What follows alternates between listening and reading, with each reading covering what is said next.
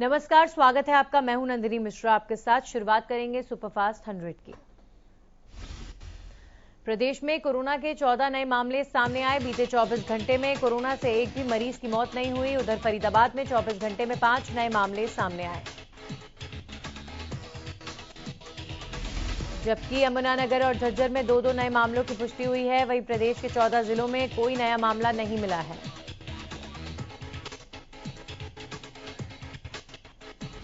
हरियाणा में कुल मरीजों का आंकड़ा 7,70,557 पहुंच गया है, जबकि कोरोना से प्रदेश में कुल 9,683 मरीजों की मौत हुई। इसी के साथ प्रदेश में कोरोना से रिकवरी रेट 98.66% हुआ।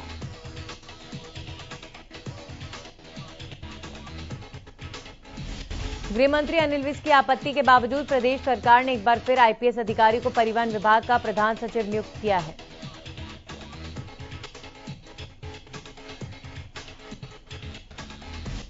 बता दें कि अब आईपीएस अधिकारी कला रामचंद्रन परिवहन विभाग की प्रधान सचिव बनी हैं। इससे पहले आईपीएस अधिकारी शत्रुजीत कपूर परिवहन विभाग में बतौर प्रधान सचिव नियुक्त हुए थे।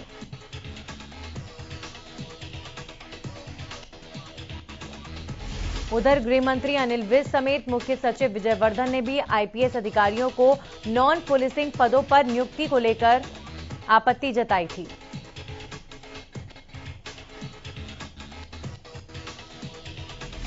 सोनीपत में बरसात ने सब्जी मंडी में काम करने वाले आड़तियों की परेशानी को बढ़ा दिया। दरअसल सब्जी मंडी में पानी निकासी की उचित व्यवस्था न होने के चलते मंडी में जल भराव हो जाता है,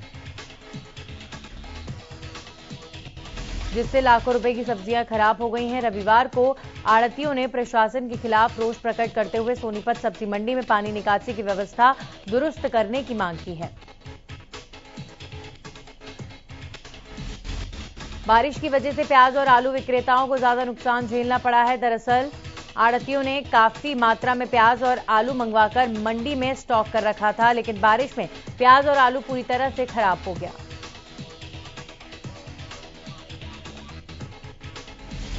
रोहतक में हुए एक ही परिवार के 4 लोगों की हत्या के मामले में पुलिस ने प्रेस कॉन्फ्रेंस कर कई खुलासे किए। आरोपी ने हत्याकांड को अंजाम देने के बाद अपने ही माता पिता के शव से गहने उतारे ताकि मामला लूट का लगे। बताया जा रहा है कि आरोपी सारी प्रॉपर्टी को बेचकर विदेश भागना चाहता था ताकि वो जेंडर चेंज करा सके। वहीं दूसरी ओर रोहतक में 8 साल की बच्ची को गन पॉइंट पर लेकर लूट के मामले में 2 आरोपियों को गिरफ्तार किया। पुलिस ने बताया कि इस घटना को अंजाम देने में एक फौजी का भी हाथ है, जिसकी गिरफ्तारी के लिए टीम रवाना कर दी गई है।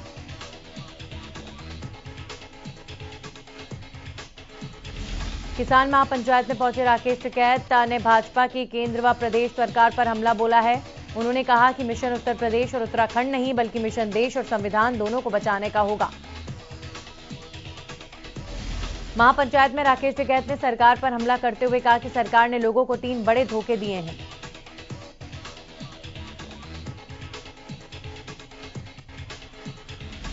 टिकैत ने आरोप लगाते हुए कहा कि सारे गोदाम अडानी के कब्जे में हैं और भारत सरकार के पास अब कोई गोदाम नहीं बचा। देश के बंदरगाह एक एक करके निजी कंपनियों को बेच दिए गए हैं और अब भारत बिकाऊ है, यही भारत सरकार की पॉलिसी है। उन्होंने कहा कि शिक्षा, चिकित्सा, संविधान भी खतरे में और हमें इन सभी को बचाना है। किसानी जिससे ये आंदोलन शुरू हुआ, ये भी बिकने के कगार पर है।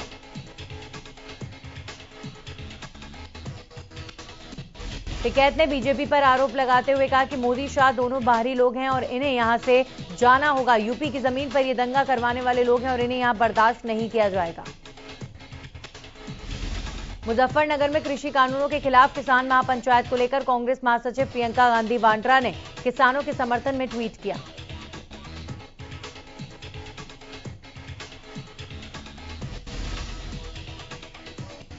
प्रियंका गांधी ने केंद्र सरकार पर तंज कसते हुए कहा कि किसानों की हुंकार के सामने किसी भी सत्ता का अहंकार नहीं चलता।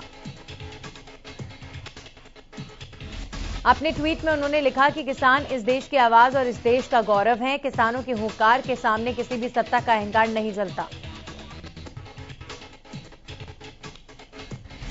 उन्होंने साथ ही लिखा कि खेती किसानी को बचाने और अपनी मेहनत का हक मांगने की लड़ाई में पूरा देश किसानों के साथ है।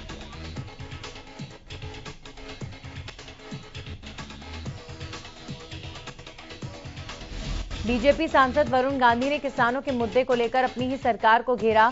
उन्होंने ट्विटर पर एक वीडियो शेयर किया जिसमें भीड़ दिखाई दे रही है। उन्होंने लिखा है कि हमें किसानों का दर्द समझने की जरूरत है। वरुण गांधी ने लिखा कि मुजफ्फरनगर में लाखों किसान प्रदर्शन में जुटे हैं, वो हमारे अपने ही खून हैं, हमें उनके साथ दोबारा सम्मानजनक तरीके से बात करनी चाहिए।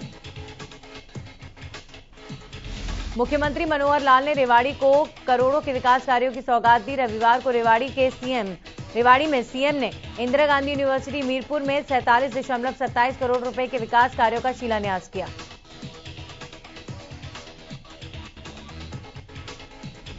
मुख्यमंत्री मनोहर लाल ने आईजीयू मीरपुर परिसर में पौधारोपण करने के बाद नवनिर्मित राष्ट्रीय ध्वज, विश्वविद्यालय मास्टर प्लान, पूर्व छात्र संगठन अधिनियम और विद्युत उत्पादन मॉडल का लोकार्पण किया।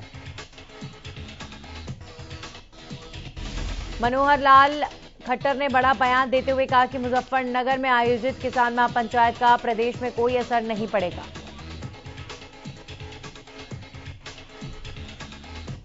सीएम ने सभी को शिक्षक दिवस की भी शुभकामनाएं दी। साथ ही उन्होंने कहा कि पीएम मोदी के जन्मदिन तक शिक्षक पर्व मनाया जाएगा। सीएम ने कहा कि माता पिता बच्चों के लिए पहले अध्यापक होते हैं। इस मौके पर सहकारिता मंत्री डॉक्टर बनवारी लाल, सामाजिक न्याय एवं अधिकारिता मंत्री ओम प्रकाश यादव, कोसली के विधायक लक्ष्मण यादव, अटेली के विधायक सीताराम यादव और बीजेपी जिलाध्यक्ष हुकुमचंद यादव भी मौजूद रहे। बादली के गांव खुडन में पहलवान बजरंग पुनिया के सम्मान समारोह का आयोजन किया गया।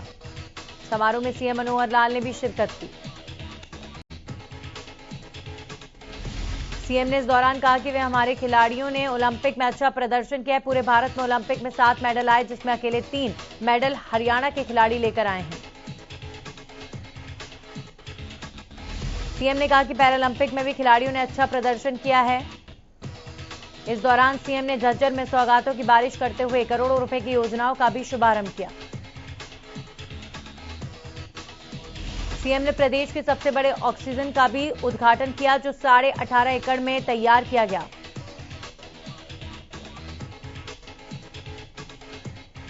फरीदाबाद में ऊंचा गांव के राजकीय मॉडर्न संस्कृति प्राथमिक स्कूल में शिक्षक दिवस के मौके पर रक्तदान शिविर का आयोजन किया गया। परिवहन मंत्री मूलचंद शर्मा ने रक्तदान शिविर का उद्घाटन किया। अजय चौटाला ने सिरसा में कार्यकर्ताओं के साथ बैठक की। इस दौरान उन्होंने मुजफ्फरनगर में किसानों की महापंचायत पर बोलते हुए कहा कि आंदोलन और पंचायत से कोई समाधान नहीं होता। अगर किसानों को समाधान निकालना है तो आंदोलन की बजाय केंद्र सरकार से बातचीत करनी होगी।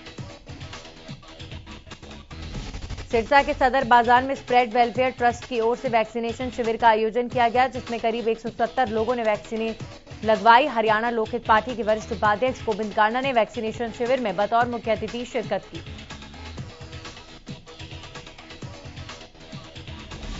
हरियाणा में 20 सितंबर की सुबह 5 बजे तक बढ़ाया गया लॉकडाउन। मुख्य सचिव विजय वर्धन ने जारी किया आदेश। जिला उपायुक्तों और पुलिस महानिदेशक को आदेश जारी किए गए।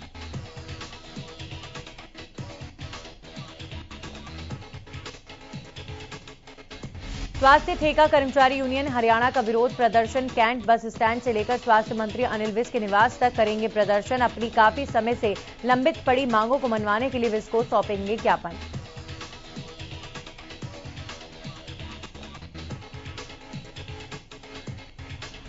सिंघू बॉर्डर पर एक तरफ का रास्ता खुलवाने के लिए राष्ट्रवादी परिवर्तन मंच के सदस्यों ने कमेटी मीटिंग बुलवाई, जिसमें सिंघू बॉर्डर को खुलवाने के लिए आगे की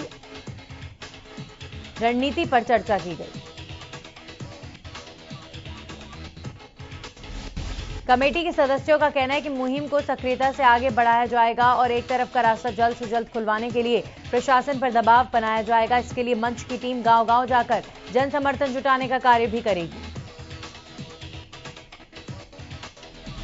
मंच के सदस्यों का कहना है कि रास्ता खुलवाने के लिए प्रशासन और किसान नेताओं से भी बातचीत की गई थी, लेकिन इसका कोई नतीजा नहीं निकला था, जिसके बाद अब बड़ा कदम उठाने पर विचार किया गया।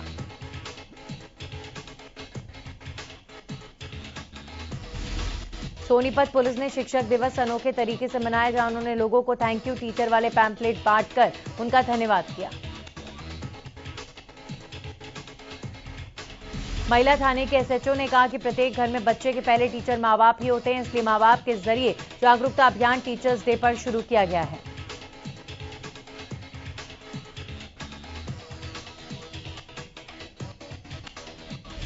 वहीं उन्होंने ये भी कहा कि घर के साथ दुकानदारों के पास भी जाकर उन्हें जागरूक किया जा रहा है। ये मुहिम पर रविवार से शुरू कर दी गई और महिलाओं को सुरक्षा के लिहाज से भी जानकारी दी जा रही है।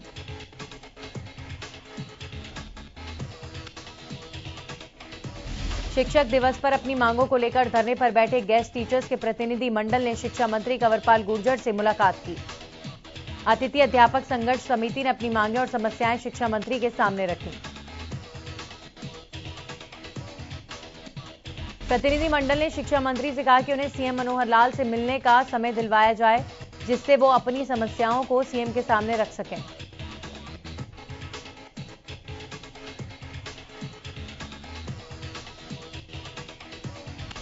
शिक्षा मंत्री कंवरपाल गुर्जर ने फोन पर सीएम से बात की और अब 8 सितंबर को 4 बजे इनका प्रतिनिधि मंडल सीएम से मिलेगा। वहीं शिक्षा मंत्री ने कहा कि उनका प्रयास रहेगा कि वो इनकी हर संभव मदद कर सकें। इसके लिए निश्चित रूप से प्रयास करेंगे। हरियाणा सरकार ने फरीदाबाद में होने वाले सूरजकुंड अंतर्राष्ट्रीय हस्तशिल्प मेले को मंजूरी दे दी है। मेले का आयोजन 4 फरवरी 2022 से 20 फरवरी 2022 तक किया जाएगा, जिसमें करीब 15 देशों के हस्तशिल्पकार भागीदारी करते हैं। वहीं इस बार मेले का कंट्री पार्टनर ब्रिटेन होगा। आपको बता दें कि कोरोना की वजह से पिछले साल मेले का आयोजन नहीं किया गया था।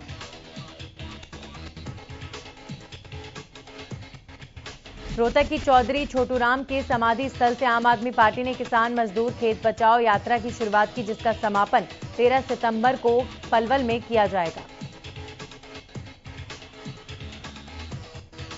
राज्यसभा सांसद सुशील गुप्ता ने कहा कि आम आदमी पार्टी किसानों के साथ हमेशा खड़ी रही है और जब तक 3 कृषि कानून वापस नहीं होंगे, आम आदमी पार्टी इसी तरह से किसानों की लड़ाई लड़ती रहेगी। पलवल के चांदहट थाना इलाके में उस वक्त सनसनी फैल गई जब एक युवक ने हाई टेंशन के तारों के टावर पर चढ़कर जमकर उत्पात मचाया। टावर पर युवक के चढ़ने की खबर मिलते ही पुलिस मौके पर पहुंची और घंटों मशक्कत के बाद उसे टावर से नीचे उतारने में सफल हुई। गनीमत ये रही कि जिस समय युवक हाई टेंशन तारों के टावर पर चढ़ा, उस समय तारों में बिजली सप्लाई नहीं हो रही थी। बताया जा रहा है कि युवक मानसिक रूप से परेशान है। वो बिहार का रहने वाला है और यहां पर मजदूरी करता है। फतेहाबाद में सीएस फ्लाइंग ने रेड मारकर नामी कंपनियों के नाम से डुप्लीकेट मोबिल ऑयल बनाने वाली फैक्ट्री का पर्दाफाश किया है। सीएम फ्लाइंग ने फैक्ट्री में 1800 लीटर से अधिक नकली मोबिल ऑयल के साथ साथ अन्य सामान भी जब्त किए हैं और एक व्यक्ति को मौके से गिरफ्तार किया गया है।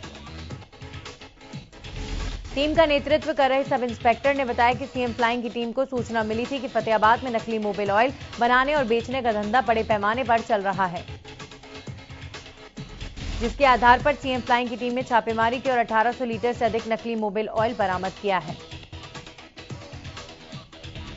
फतेहाबाद में नकली इंजन ऑयल बनाने वाले गिरोह का भांडाफोड़ सीएम फ्लाइंग ने शनिवार रात छापेमारी कर 1880 लीटर नकली इंजन ऑयल बरामद किया। एक शख्स को गिरफ्तार किया। महम के गांव बहलबा में एक लुटेरी दुल्हन का पर्दाफाश हुआ। पति ने समय रहते दुल्हन के इरादों को भांप लिया था, जिसके बाद उसने पुलिस में दुल्हन की शिकायत दे दी। दरअसल बहलबा का रहने वाला शख्स उत्तराखंड की लड़की को शादी करके लाया था। शख्स ने दुल्हन के फोन की रिकॉर्डिंग चालू की हुई थी, जिसमें उसने दुल्हन और उसके परिजनों की बातचीत को सुन लिया था,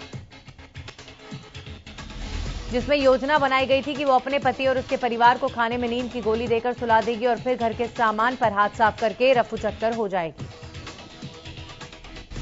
पति ने रिकॉर्डिंग को सुना तो दुल्हन की शिकायत वर्तमान सरपंच और पुलिस को दी गई। पुलिस अब मामले की जांच में जुट गई है। पता भी ये भी चला है कि महिला की पहले भी कई शादियां हो चुकी हैं।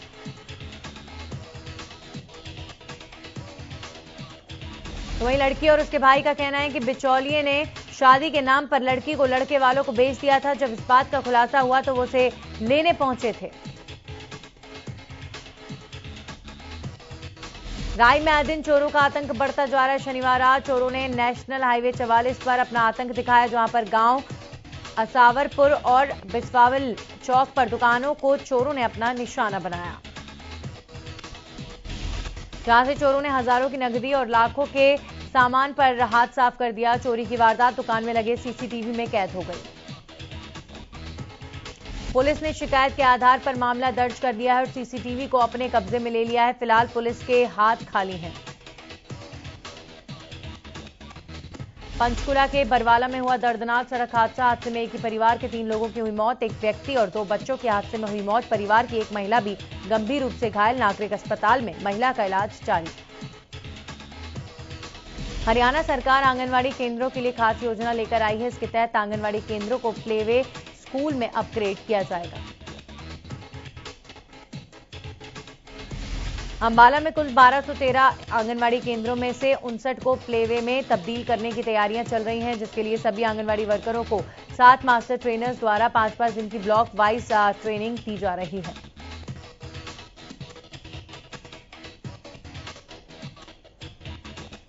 विभाग ने बच्चों के लिए प्लेवे किट भी तैयार किया। अधिकारियों का कहना है कि नवंबर तक प्लेवे स्कूल शुरू होने की उम्मीद है। इनसे बच्चों का मानसिक और शारीरिक विकास काफी तेजी से होगा।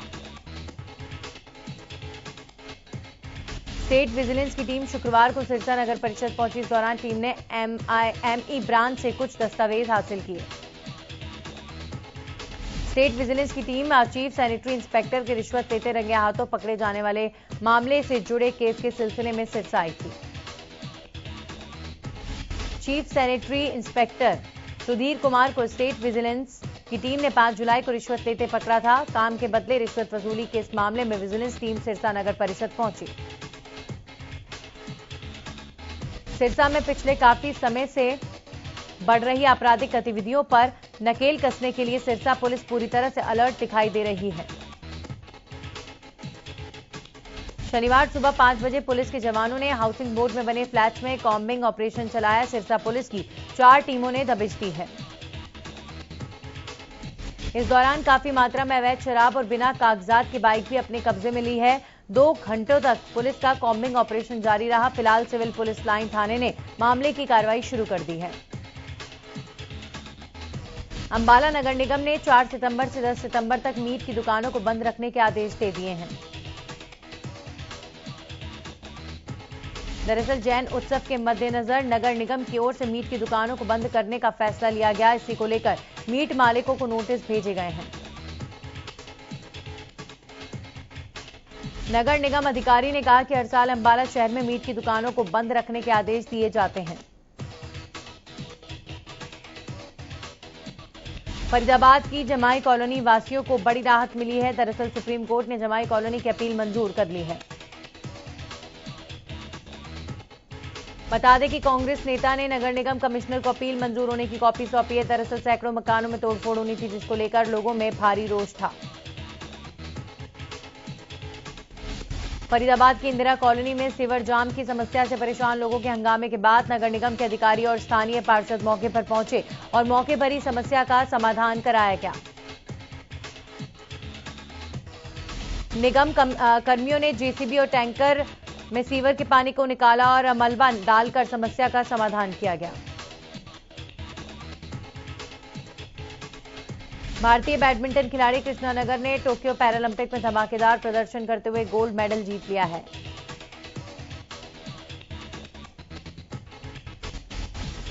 रविवार को उन्होंने बैडमिंटन के पुरुष सिंगल्स SH6 फाइनल में हांगकांग के चू मान काई को 21-17, 16-21, 21-17 से मात दी। कृष्णा नागर ने 43 मिनट में खिताबी मुकाबला अपने नाम कर लिया। इसके साथ ही कृष्णा नागर पैरालंपिक के बैडमिंटन इवेंट में प्रमोद भगत के बाद गोल्ड जीतने वाले दूसरे भारतीय शटलर बन गए हैं।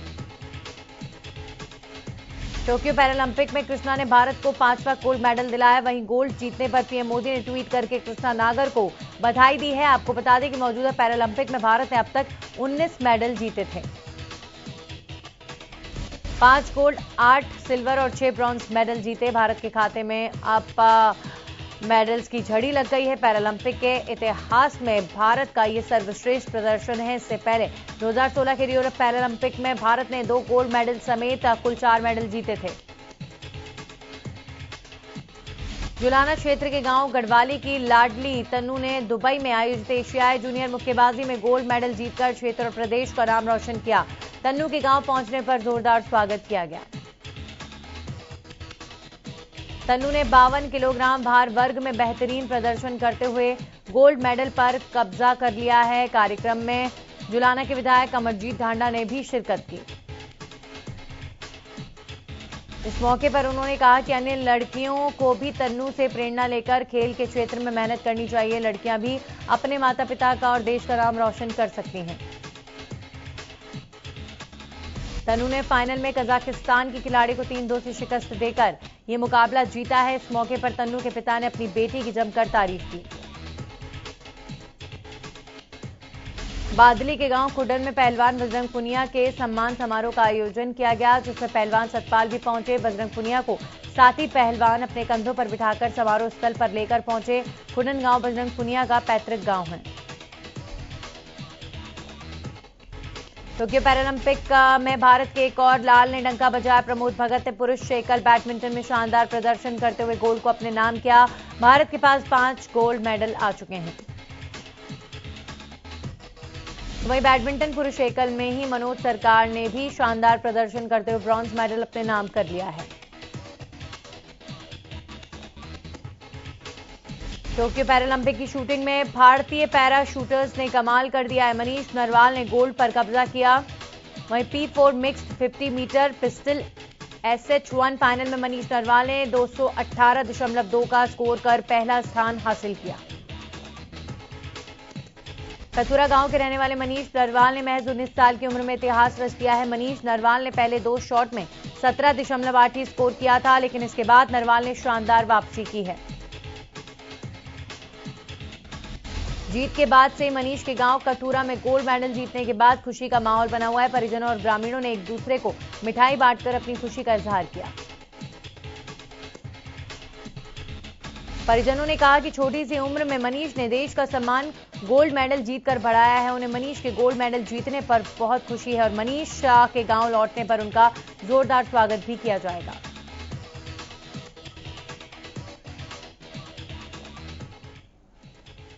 इसी के साथ ही सुपरफास्ट 100 में इतना ही।